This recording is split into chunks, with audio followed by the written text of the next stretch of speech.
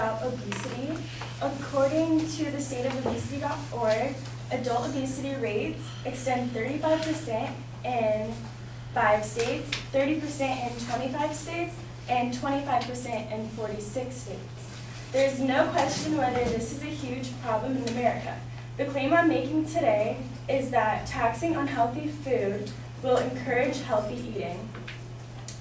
I'm going to discuss that when unhealthy food prices rise, people will buy it less, how healthy food is expensive, and food stamps don't promote healthy eating.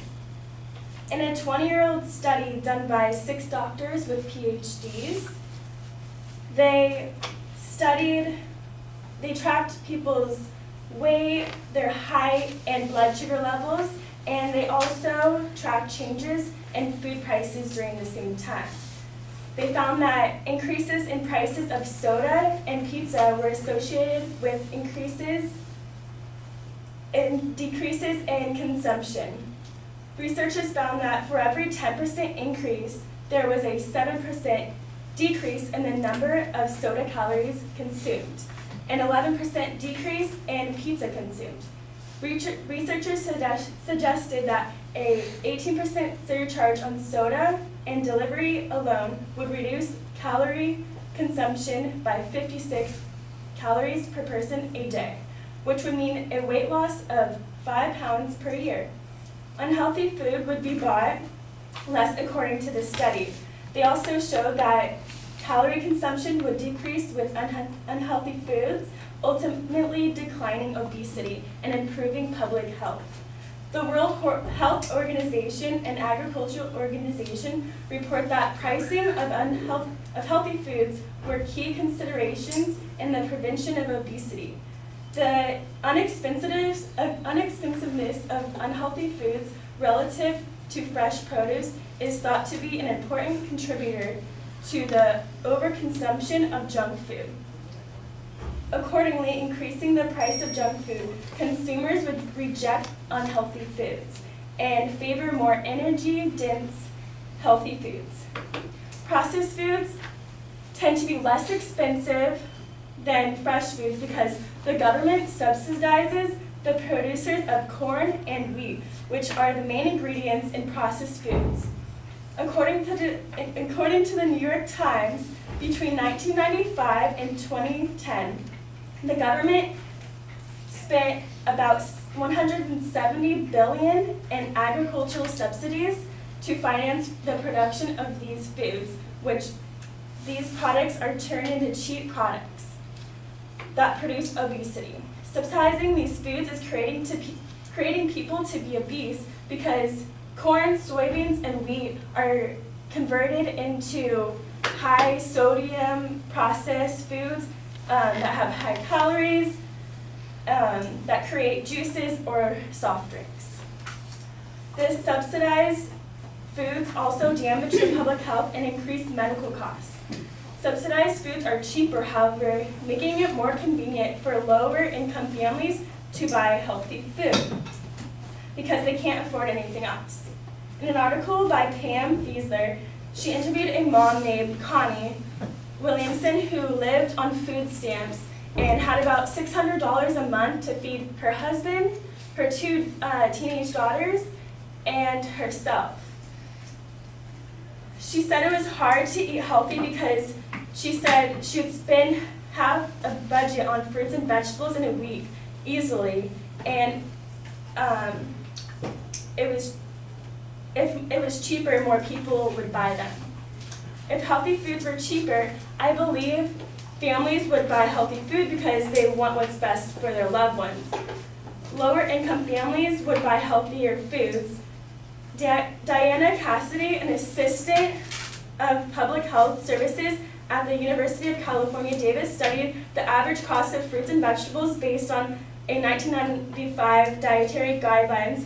Low-income families have to pay 40 to 70% of their budget to meet dietary standards, combined to 15% from average families. An actress decided to attempt this, and feed herself with only $29 a week, she only lasted for 4 days because a typical person cannot do that.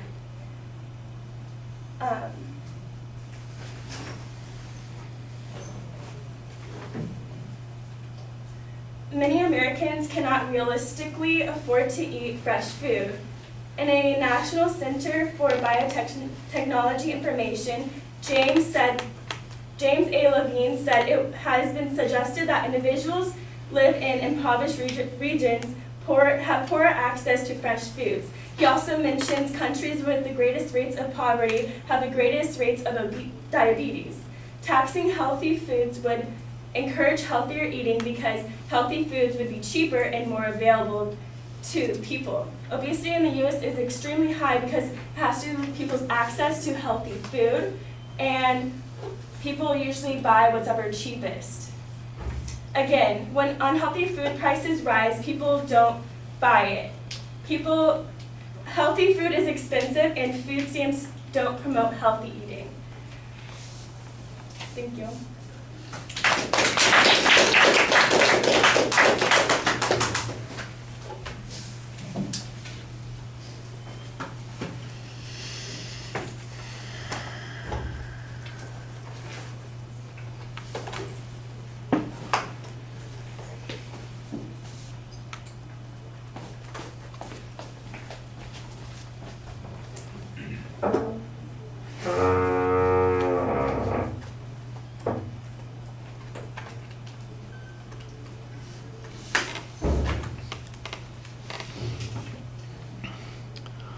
All right, the proposition's clear at the beginning of the speech. There's a lot of information in the presentation. You're pretty consistent about citing those sources.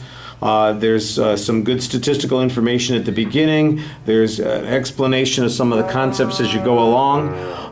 The problem is that once you've set up the structure of the speech at the beginning, there's never any reference to those supporting points again, and the material has a tendency to run together. I think I mentioned it about an earlier speech, that it just feels like I've got one piece of data following another piece of data following another piece of data, and as a consequence, the ideas all seem to flow together. I think there's probably a structure in here somewhere, but as a speech, it's hard to pick those things out. It seems like you've got a series of inferences that are being made here, and then we get sidetracked on some other inferences. So the notion that people can't afford to buy healthy foods, that we need more information on. That unhealthy foods are relatively cheaper, that I think you do a pretty good job providing us with some information on. But that the healthier foods are more substantial is a little bit problematic. That first study that you referred to that had all the statistical information in it sounds like it's pretty good, although it's a very vague reference. It's a 20-year study with 26 PhDs involved in it, and that's the closest I get to a source citation. That's a little thin. The idea that it would reduce 56 calories a day, meaning that we'd lose 5 pounds a year, assuming that we had this 18% increase in the taxes that you pay, that's an interesting piece of information. It seems like it demonstrates the point that you're making in the long run, and it sure sounds like it's kind of suspect, that they can get it down to that precise amount. Seems to me to be a statistical correlation that is now being turned into something that is measurable simply because there's a number there, and I'm not sure that that's convincing. I'm not sure the proof there is sufficient. The notion that inexpensive foods are inexpensive because they're subsidized, I think that might be true.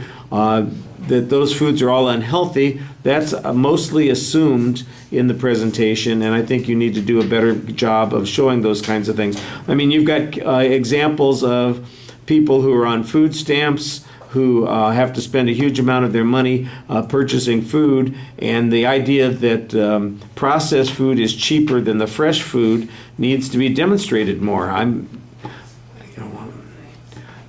It depends, I guess, a little bit on what it is you're looking for, what you replace cereal or potato chips or bread with that would be the so-called healthy alternative. That's That's what I need to know. What am I comparing to? What's the cost difference going to be, and is the cost really going to make a difference?